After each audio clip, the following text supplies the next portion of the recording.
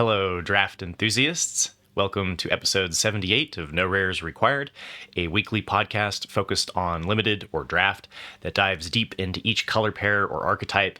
And this week, you all placed a vote on YouTube, and Rakdos Outlaws was the archetype with the second number of votes.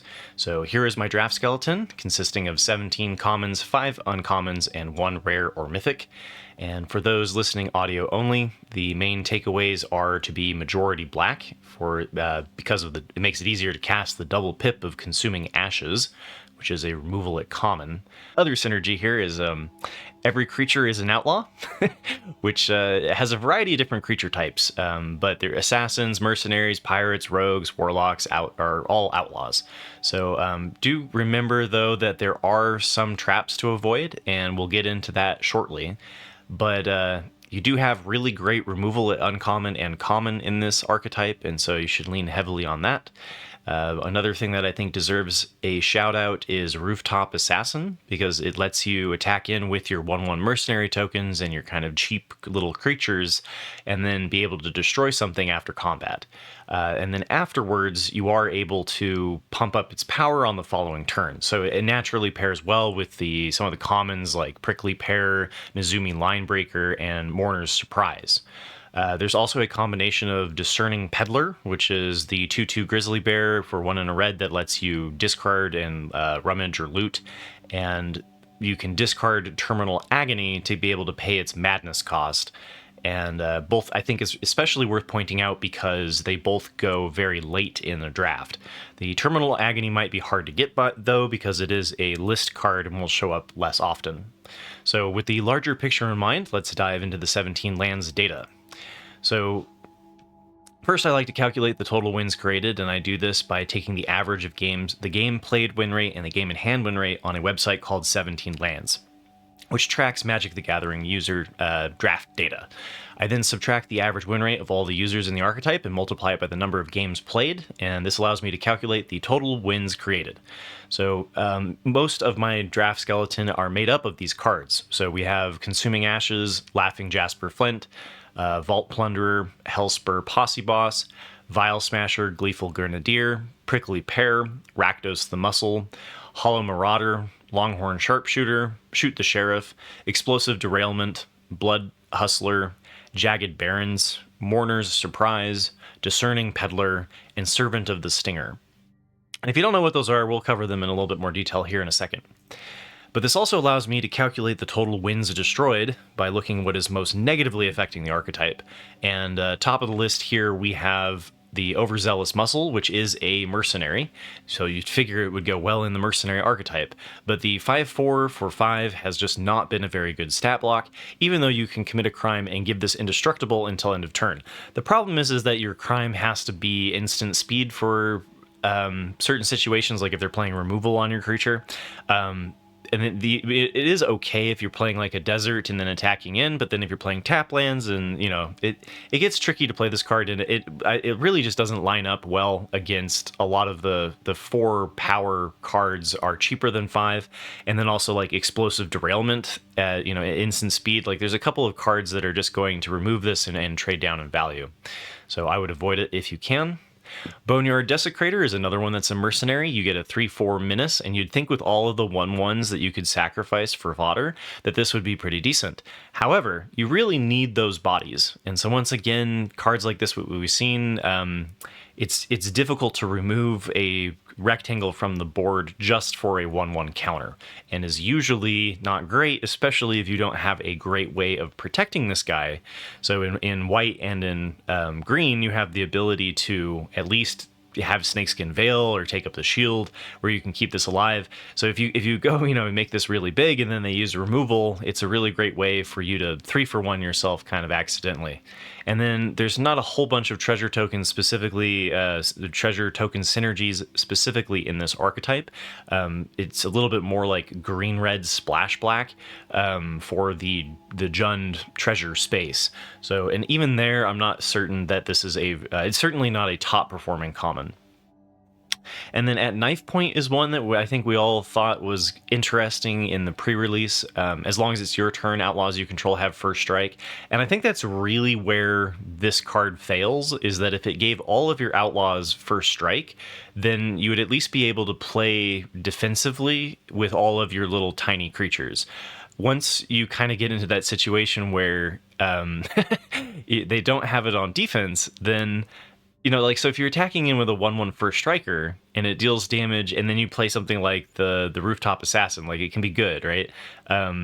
But most of the time, your little like 1/1 doesn't really matter if it has first strike if it's attacking into a 4/4. So this archetype, to me, you know, it just hasn't played out particularly well.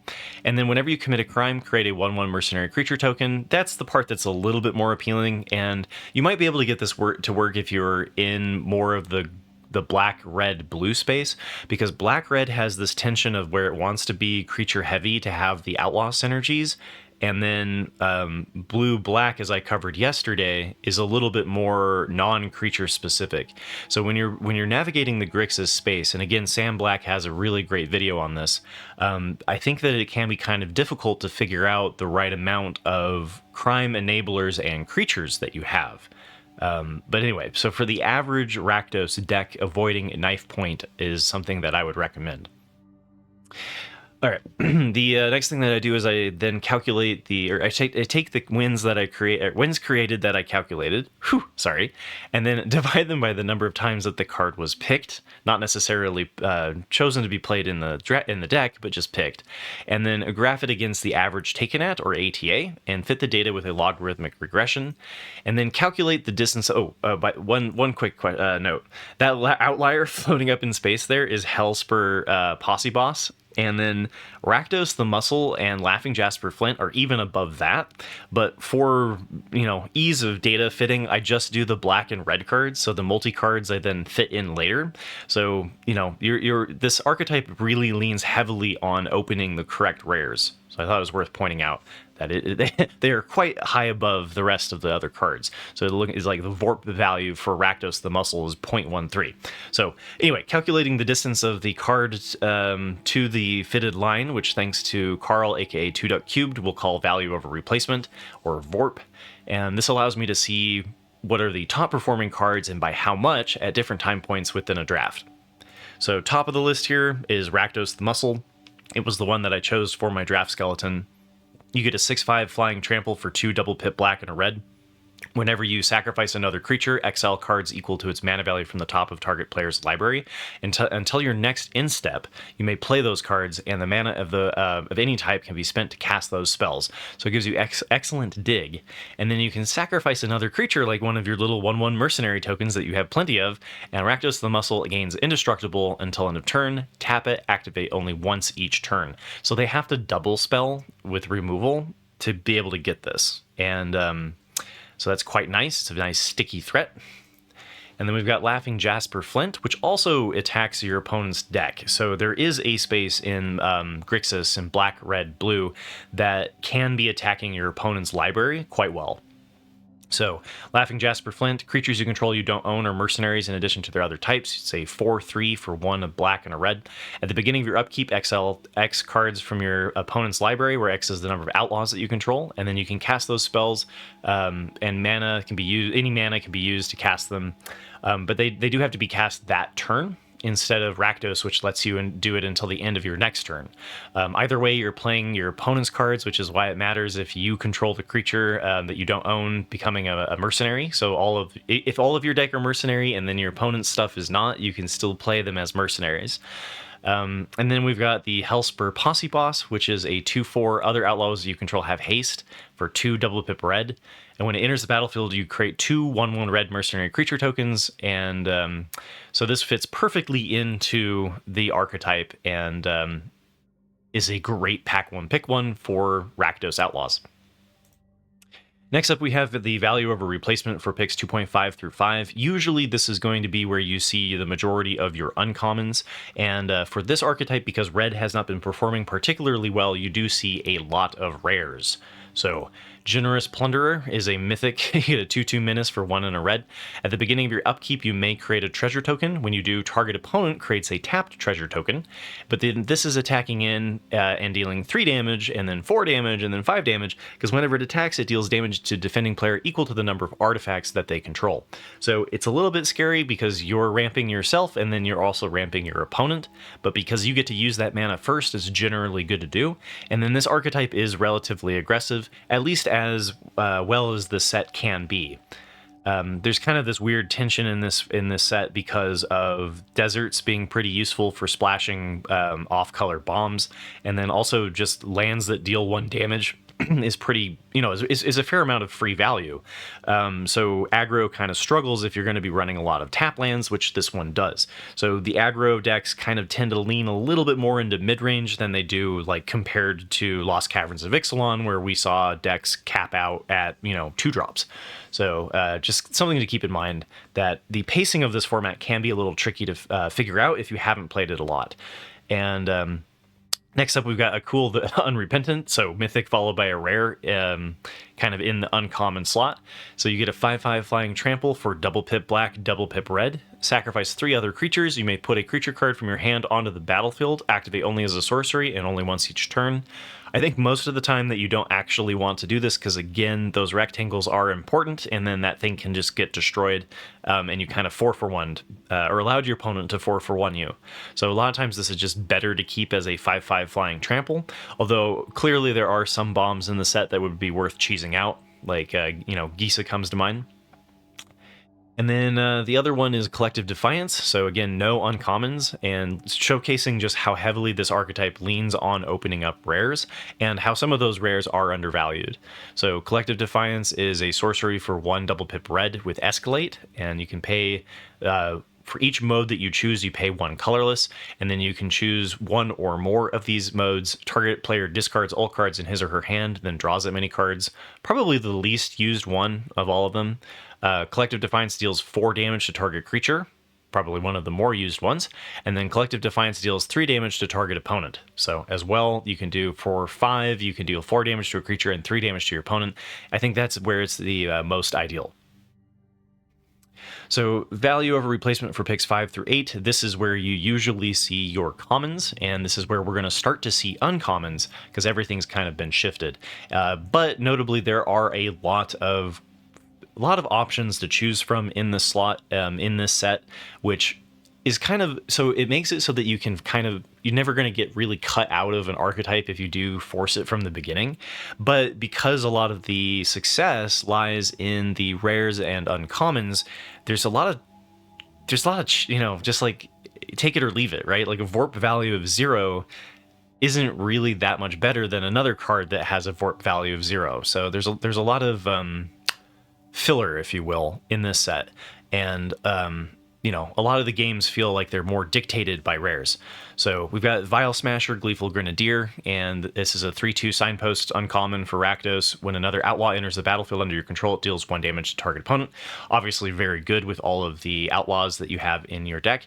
You've got Bedevil, which is a instant for double pip black and a red to destroy target artifact, creature, or planeswalker. And so just instant speed removal. It's kind of like Rakdos gets 2 murders.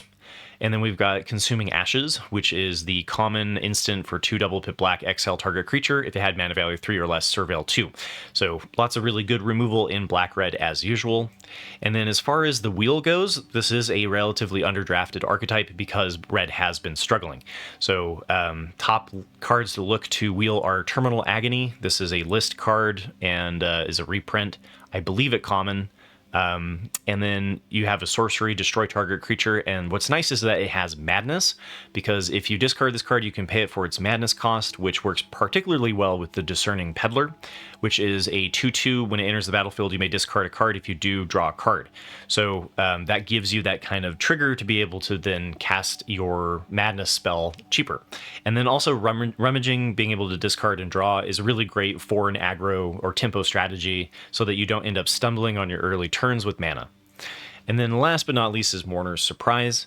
You are going to be trading a fair amount of your board into the graveyard, so being able to bring it back, you don't even really need the mill. And then additionally, of all of the archetypes that actually get the most benefit from the 1/1 Mercenary Creature token, you're probably top of the list.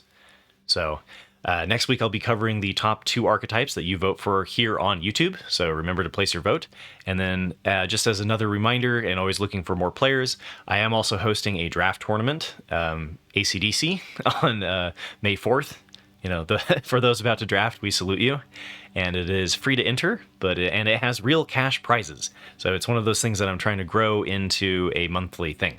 So it'll be the first Saturday of each month. And we'll be playing the current set, so Outlaws at Thunder Junction. We'll be playing best of 3, single elimination, and the details of how to register are in my Discord. We'll be running it through MTG Melee. And it is the same day as the day 1 of the Arena Open, but I don't think it'll be too problematic because day 1 doesn't have a time constraint about when you have to play. So if you are playing in that, good luck and let me know how you did. I always love hearing the defeats and triumphs as we compete for $2,000. So remember to click like and subscribe. It's the best way to help support me for free. And you can also join my Discord if you are interested in the VORP guide. I will also put it in the video description as a Google spreadsheet. So I do update it weekly, and so the link will expire at some point, right? Because I won't be updating that sheet specifically. So if you want the most up-to-date one, come talk to me. So once again, thank you so much for those who can support me financially. These are not the most breadwinning videos, but I do enjoy making them. So thank you to my YouTube members and Twitch subscribers and Patreons. And then once again, thank you for listening and being a part of my community. Good luck with your games. Good luck with the Arena Open, and get those trophies.